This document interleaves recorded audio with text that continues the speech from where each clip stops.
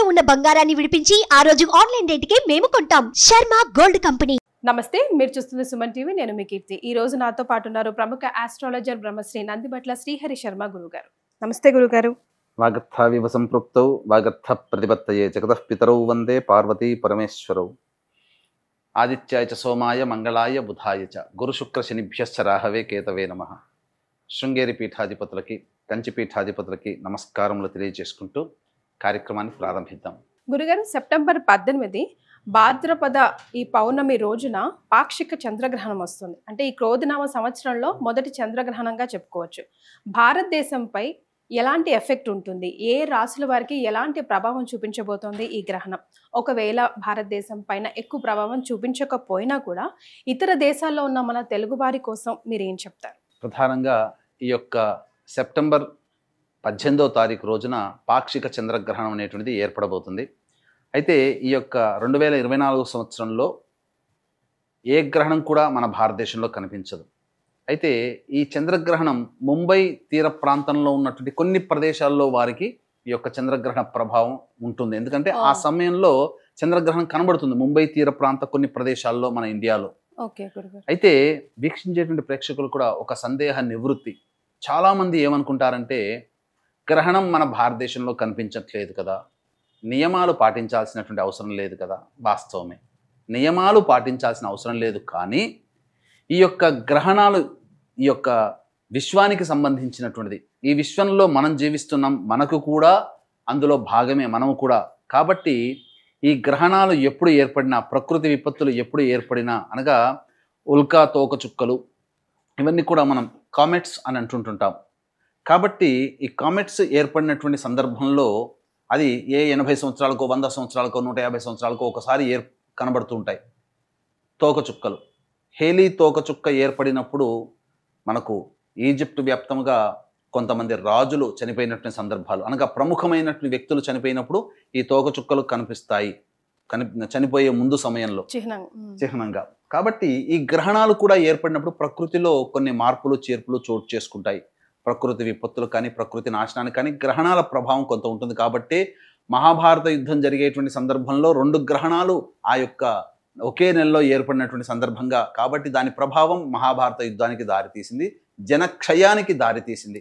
అట్లాగే ఈ యొక్క సెప్టెంబర్ 18వ తారీఖు రోజున ఏర్పడేటువంటి యొక్క చంద్రగ్రహణ ప్రభావం మన భారతదేశంలో కనబడినప్పటికీ ఆ గ్రహణ ప్రభావం మనము ఈ విశ్వంలో ఒక పార్ట్, భారతదేశం కూడా. ఎలా చూసుకున్నా సూర్యుడు చంద్రుడు అందరికీ ఒకరే కాబట్టి ఈ యొక్క చంద్రగ్రహణ ప్రభావం కొన్ని రాశుల మీద ఏర్పడుతుంది. అమెరికాలో ఉన్నటువంటి ప్రాంతంలో ఉన్నటువంటి వారికి ప్రధానంగా ఈ యొక్క చంద్రగ్రహణం ఉత్తరాభాద్ర నక్షత్రం 1వ పాదంలో ఏర్పడుతుంది. భారతదేశంలోకి వచ్చేసరికి పూర్వభాద్ర నక్షత్రం 4వ పాదంలో ఉండగా ఏర్పడుతుంది.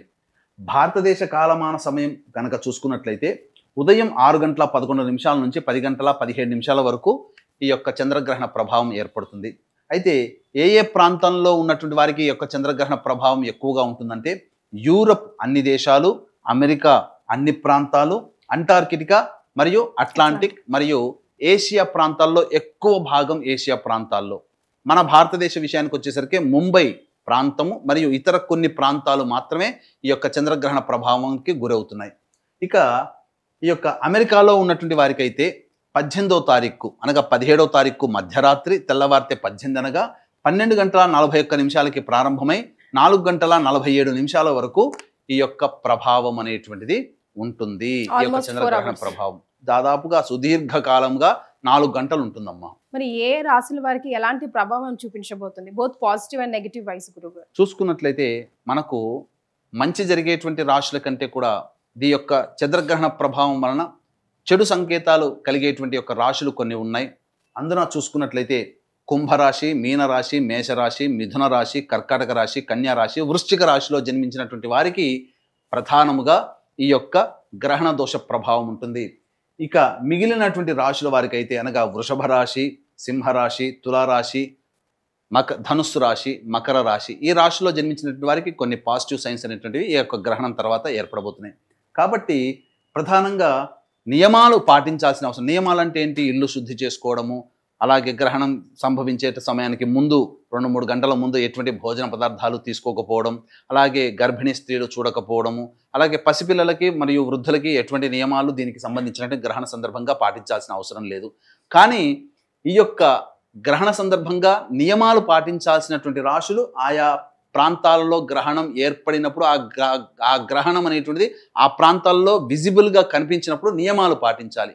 కానీ ఈ గ్రహణ ప్రభావం వలన ఏ రాశుల వారికి సమస్యలు వస్తాయి, ఏ రాశుల వారికి సమస్యలు రావనేటువంటిది ప్రపంచవ్యాప్తంగా ఉన్నటువంటి ఈ యొక్క కుంభమీన మేష మిథున కర్కాటక కన్య వృశ్చిక రాశుల్లో జన్మించినటువంటి వారికి ఈ యొక్క ప్రభావం అనేటువంటిది దోషం అనేటువంటిది ఉంటుంది. కాబట్టి ఆయా కుంభమీన మేష మిథున కర్కాటక కన్య వృశ్చిక రాశిలో జన్మించిన వారు ఏ ప్రాంతంలో ఈ ప్రపంచవ్యాప్తంగా ఎక్కడున్న భారతదేశంతో సహా ఎక్కడ ఉన్నా ఆయా రాశిలో జన్మించినటువంటి వారికి కొన్ని దోష ప్రభావాలు ఏర్పడతాయి. కాబట్టి దానికి సంబంధించినటువంటి ఆ దోష నివారణార్థమే కొన్ని పరిహారాలు కనుక పాటించినట్లయితే తప్పకుండా ఆ యొక్క ప్రభావం నుంచి ఈ యొక్క సంబంధించినటువంటివి మీనమేష మిథున కర్కాటక కుంభ కన్య వృశ్చిక రాశిలో జన్మించిన వారు ఈ యొక్క దోష ప్రభావం నుంచి బయటపడతారని చెప్పవచ్చు. ఎలాంటి రెమెడీస్ సూచిస్తారు గురుగారు? ప్రధానంగా ఏ సమస్యకైనప్పటికీ కూడా 2 రకాల పరిహారాలు ఉంటాయి. ఒకటి దైవ పరిహారము, 2 మానవ పరిహారం. దైవ పరిహారం అంటే మంత్ర పరిహారం. దైవం మంత్రాధీనం, తన్మంత్రం బ్రాహ్మణాధీనం. కాబట్టి ఈ కుంభమీన మేష మిథున కర్కాటక కన్య వృశ్చిక రాశిలో జన్మించినటువంటి వారికి సెప్టెంబర్ 18వ తారీఖు రోజున పౌర్ణమి ఉంటుంది. కాబట్టి మా పీఠం ఆధ్వర్యంలో ఈ యొక్క చంద్రగ్రహణ దోష నివారణ కార్యక్రమాలు అనేటువంటివి జరిపించడం జరుగుతుంది. ముఖ్యంగా ఆ రోజున చంద్రుడికి సంబంధించినటువంటి దోష నివారణగా చంద్రగ్రహ హోమము, అలాగే పూర్వభాద్ర ఉత్తరభాద్ర నక్షత్రంలో ఏర్పడుతున్నాయి ఒక్కొక్క ప్రాంతంలో. కాబట్టి దత్తాత్రేయ హోమము, శనీశ్వర హోమము, అలాగే ఈ రాశిలో జన్మించినటువంటి వారికి ప్రధానంగా దోషం ఉంటుంది కాబట్టి మృత్యుంజయ హోమం ముఖ్యంగా ఆరోగ్యం మీద ప్రభావం చూపుతుంది. కాబట్టి మృత్యుంజయ హోమము, లక్ష్మీ హోమము, సుదర్శన హోమం లాంటివి, అలాగే వివాహం కాని అబ్బాయిలు అమ్మాయిల కోసమై హోమాది కార్యక్రమం, ఇలా 18 రకాల హోమాది కార్యక్రమాలు ఆ సెప్టెంబర్ 18వ తేదీన కేవలం పర్ హెడ్ 1500 రూపాయలకి మా పీఠం ఆధ్వర్యంలో ఈ కుంభమీన మేష మిథున కర్కాటక కన్య వృశ్చిక రాశుల్లో జన్మించినటువంటి వారికి చేయించడం జరుగుతుంది. అలాగే మానవ పరిహారం అనగా అందరికీ దైవ పరిహారం చేసుకునే శక్తి ఉండదు. కాబట్టి మానవులుగా జన్మించినటువంటి మనము ఆ యొక్క దైవానుగ్రహాన్ని పొందే ప్రయత్నంగా మనకి మనం చేసుకునేటువంటి పరిహారాలు కూడా తెలియజేస్తానమ్మా. కాబట్టి ఆ యొక్క భారతదేశంలో ఉన్నటువంటి వారు ఈ యొక్క చెప్పినటువంటి రాశుల్లో జన్మించినటువంటి వారు ఉదయం 6:11 నుంచి 10:15 వరకు ఉంటుంది. కాబట్టి ఆ సమయంలో ఇష్టదేవత ఆరాధన అనగా స్నానకృత్యాదులు 6 గంటలకల్లా తీర్చుకొని చక్కగా ఆ యొక్క ఇష్టదేవత ఆరాధన అంటే ఏదైనా ఒక దేవత ఆరాధన, విష్ణు సహస్రనామము, లలితా సహస్రనామము, శివ సహస్రనామము, గణపతి సహస్రనామము, దుర్గా సహస్రనామం, ఇలా ఏ విధంగానైనా మీకు ఇష్టదేవత ఎవరుంటే ఆ దేవతకు సంబంధించిన సహస్రనామ పారాయణం చేయడం.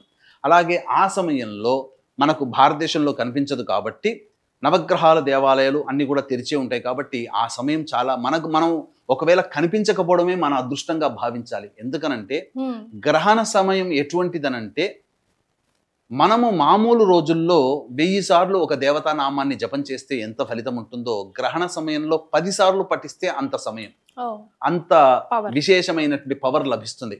కాబట్టి కనిపించలేదు కాబట్టి సంతోషపడాలి అనేటువంటిది పెట్టుకోకూడదమ్మా. కనిపించకపోవడమే సంతోషం. ఎందుకనంటే ఆ సమయం గ్రహణ సమయం అమూల్యమైనటువంటి సమయం కాబట్టి పూర్తిగా సద్వినియోగం చేసుకోవాలి.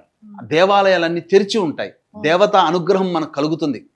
కాబట్టి నవగ్రహ దేవాలయానికల్లా 6:30 కల్లా చేరుకొని నవగ్రహాల చుట్టూ శివాయ నమః అంటూ 27 ప్రదక్షిణలు చేసి, శనికి సంబంధించినటువంటి నక్షత్రంలో కూడా ఏర్పడుతుంది, గురువుకు సంబంధించినటువంటి నక్షత్రంలో కూడా ఏర్పడుతుంది. కాబట్టి ఏకకాలములో నవగ్రహాల్లో శనికి సంబంధించి శివాయ నమః అంటూ 27 ప్రదక్షిణలు చేసి శనిదేవుడి దగ్గర అభిముఖంగా నిలుచొని నువ్వుల నూనెతో దీపారాధన చేసి శనికి తైలాభిషేకం జరిపించండి. శివాయ నమః అంటూ తైలాభిషేకం చేసినా పర్వాలేదు, లేదా ఆ ఒక్క రోజున ఓం హ్రీం శనైశ్చరాయ నమః అంటూ మనసులో జపం చేసుకుంటూ ఆ యొక్క తైలాభిషేకం చేయాలి. తర్వాత ఆ యొక్క దేవాలయంలో అంటే శివాలయంలో పక్కనే శివాలయం కూడా ఉంటుంది కాబట్టి శివాలయంలో అభిషేకము అర్చనాది కార్యక్రమాలు జరిపించుకోవాలి.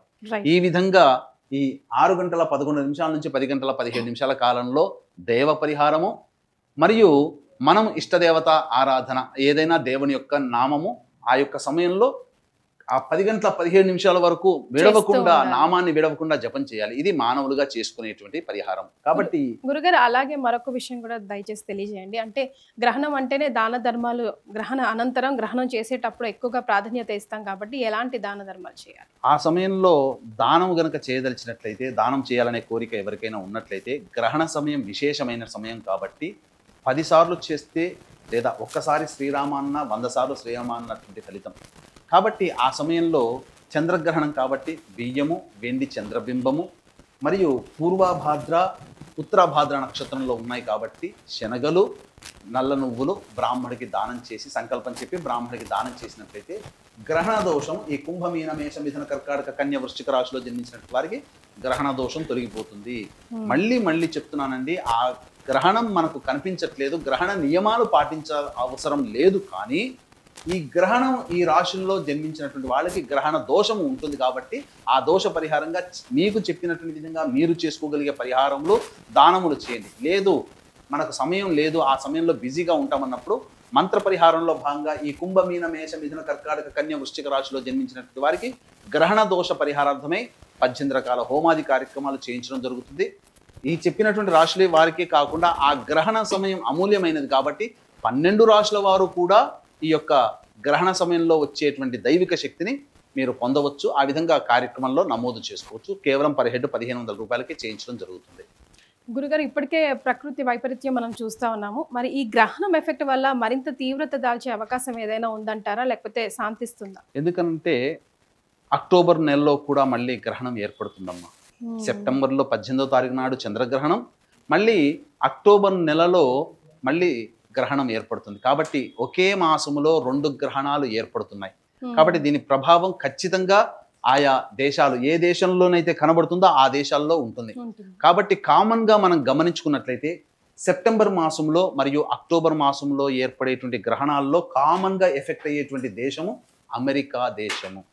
కాబట్టి గ్రహణాలు 2 గ్రహణాలు అమెరికాలో విజిబుల్గా కనబడుతున్నాయి. కాబట్టి అమెరికా ప్రాంతం మోస్ట్ ఎఫెక్ట్ కంట్రీగా సంభవించే సమయం ఆసన్నమవుతుందని చెప్పవచ్చు. రైట్ గురుగారు, చాలా సంతోషం అండి, ధన్యవాదాలు. సర్వం శ్రీ ఉమామహేశ్వర పరబ్రహ్మార్పణమస్తు.